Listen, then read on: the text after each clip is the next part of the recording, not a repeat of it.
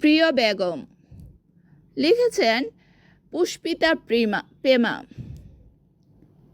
পর্ব 1। বিয়ে করে তোমার বর তোমাকে রেখে পালিয়েছে।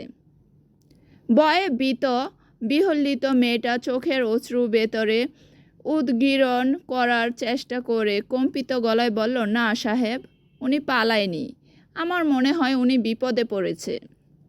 বলা শেষ করার আগেই ফুপিয়ে ওঠে এদিক ওদিক তাকালো মেয়েটা। শত্রু? কেমন শত্রু? শত্রু হলে তোমাকেও তুলে নিয়ে যেত না? তোমাকে রেখে যাবে কেন? মেয়েটা ভীত সন্তুষ্ট হয়ে ডানে বামে তাকায়, তারপর ঠোঁট ভেঙে কাঁদে। পরনে লাল টুকটুকে বিয়ের শাড়ি, মাথার কবরী বন্ধ, চুলের সাথে আটকানো একটা যবনিকা, নাকে ছোট্ট একটা সোনার নাকফুল, গলায় সোনার চেইন, হাতে দুটো চিকন বালা, সেটা স্বর্ণের। মাথায় সোজা সিথি বরাবর পরা, টিকলিটা বাঁকা হয়ে আছে। অল্প বয়স্কা মেয়ে, দেখতে বাড়ি সুশ্রী, দেহের আটসাট বাদুনি, তেজোদ্রপ্ত চোখ, এক কথায় লাবণ্যময়ী। মেয়েটার রূপে মোহিত হয়ে ছেলেটা হয়তো তাকে পালিয়ে বিয়ে করেছে। তোমরা কি পালিয়ে বিয়ে করেছ? প্রশ্নটায় মেয়েটা লজ্জা পেল। লজ্জায় সংকোচে আরক্তিম হয়ে বুকে চিবুক ঠেকিয়ে মাথা দোলালো। কয়েকটা উৎসুক চোখ মেয়েটার দিকে তাকিয়ে আছে। নাগরঙ্গ পশ্চিমাকাশে সূর্যের বিদায় লগ্ন জানান দিচ্ছে রাতের আগমন। শাহজাহান সুলতান বহুদিন পর নিজ বাড়িতে ফিরছেন পলাশপুর থেকে। নিজ বাড়ি রূপনগরে। পলাশপুর থেকে রূপনগরে ফেরার পথে নদীর পাড়ে দাঁড়িয়েছিল তাদের কাঙ্ক্ষিত ট্রলারটির জন্য। ট্রলার আসতে দেরি হওয়ায় চুরুট টানছিল এক পাশে দাঁড়িয়ে। বর্ষার পানিতে নদীর পানি টইটম্বুর। একসাথে মাল বহনকারী জাহাজে মালামাল তুলছে জাহাজ খালাসিরা। বেশ হাঁকডাক পাড়ছে কর্মীরা। সবার পরনে লুঙ্গি। তিনি লক্ষ্য করলেন নদীর পার ঘেঁষে বয়ে জুবুথুবু হয়ে দাঁড়িয়ে থাকা কন্যাটি লুঙ্গি পরিহিতা লোকগুলোর কুদৃষ্টি থেকে নিজেকে বাঁচাতে মাথা ঢাকা লাল অবগুণ্ঠন দিয়ে নিজেকে ঢাকার চেষ্টা করছে, আর হালকা কাঁপুনির সাথে সাথে হালকা হালকা কাঁদছে।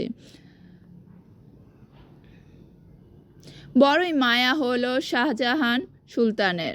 ওনারও মেয়ে বাইজি আছে, মেয়েটার বয়সী। অনেক দিন মেয়েদের হইচই কানে বাজে না।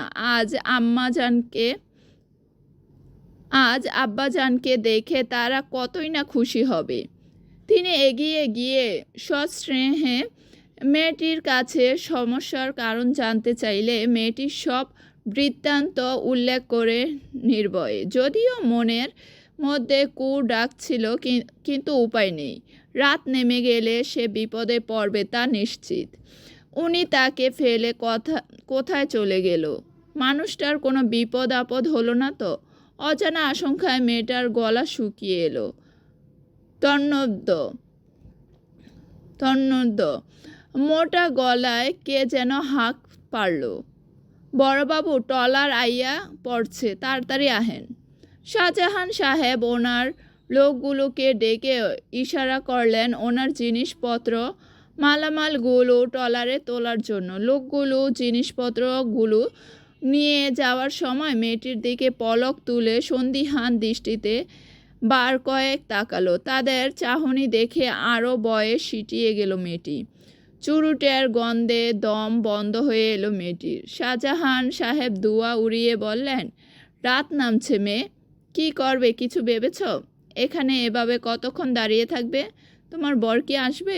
মেয়েটি কাঁপতে কাঁপতে দ্বিধাগ্রস্ত হয়ে বিপন্ন কণ্ঠে বলল, জানি না। উনি আমাকে বলেছিলেন আধ ঘন্টার ভেতর ফিরে আসবে। গিয়েছিলেন বাংতি পয়সার জন্য। ওনার কাছে গোটা পয়সা ছিল। মাঝিরা নিতে চাইছিল না। একটা বৃদ্ধা মহিলাও তার 2 নাতি ছিল, তাদের সাথে রেখে গিয়েছে। উনি যাওয়ার ঘণ্টাখানেক পর বৃদ্ধাকে নিয়ে তার 2 নাতি চলে যায়। আমি একা হয়ে পড়ি। মেয়েটা কাঁদতে চাইছে না, কিন্তু কান্না আটকে রাখতেও পারছে না। ভবিষ্যৎ আশঙ্কায় সে দিশেহারা হয়ে পড়েছে। শাহজাহান সাহেব আরও একটি চুরুট ধরালেন। বললেন, তোমরা যাচ্ছিলে কোথায়? নির্বোধের মতো তাকালো মেয়েটা। নদীর ওপারেই যাচ্ছিলাম। ওপারে কোথায়? মেয়েটা উত্তর দিতে পারল না। আজব মেয়ে তো তুমি। নিজের শ্বশুরবাড়ি কোথায় তা জানো না?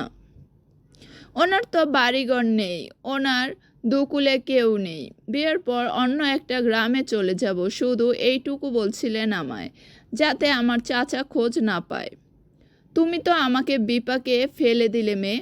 তোমাকে একা রেখে কিভাবে যাই? এসব জায়গা খারাপ, তার ওপর তুমি যুবতী মেয়ে।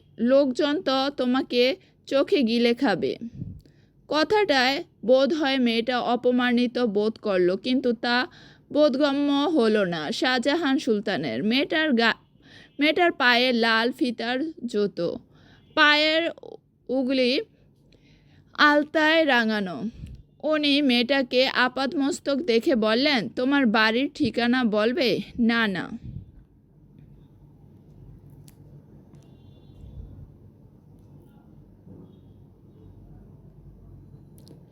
তার আশঙ্কিত গলার স্বর বলে দিচ্ছে সে বাড়ি ফিরতে চায় না। আপনি চলে যান, আমি ওনার জন্য অপেক্ষা করব। বোকা মেয়ে, কতক্ষণ অপেক্ষা করবে? তুমি বরং আমার সাথে চলো, আমি রূপনগরে যাচ্ছি। এখান হতে 2 গ্রাম ফেলে রূপনগর। এখানকার স্থায়ী বাসিন্দাদের বলে যাই তুমি রূপনগরের সুলতান মহলে যাচ্ছ। তোমার বর যদি এখানে এসে খোঁজ করে, ওরা বলে দেবে তুমি রূপনগরে আছো। অংশুমালির বিদায় লগ্নকে সাক্ষী রেখে সদ্য বিবাহিত স্বামীর কথা ভেবে ফুপিয়ে কেঁদে ওঠে। বর্তমান ভবিষ্যতের নিশ্চয়তা অনিশ্চয়তার উপর অলার হাতে ছেড়ে দিয়ে পিতৃসম মানুষটার কথায় মাথা দুলায় মেয়েটি। বলা হয়নি রক্ত রঙে সঞ্চিত রূপ বিপদগ্রস্ত স্বামীকে নিয়ে উৎকণ্ঠিত মেয়েটির নাম অপরূপা। দেখতে সে তার নামের মতো হলেও জীবনটা তার রঙিন রূপ পেতে পেতে কেমন কুহেলিকাবৃত অন্ধকূপে ডুবে গেল। ট্রলারে উঠে জড়সড় হয়ে এক কোণায় হাত পা গুটিয়ে বসে সে। রাতের খোলা আকাশ দেখে চোখের কোল বেয়ে অহর্নিশে পড়তে থাকে অশ্রু। এমন একটা জ্যোৎস্না ভরা রাতে তার মাথাটা থাকার কথা ছিল।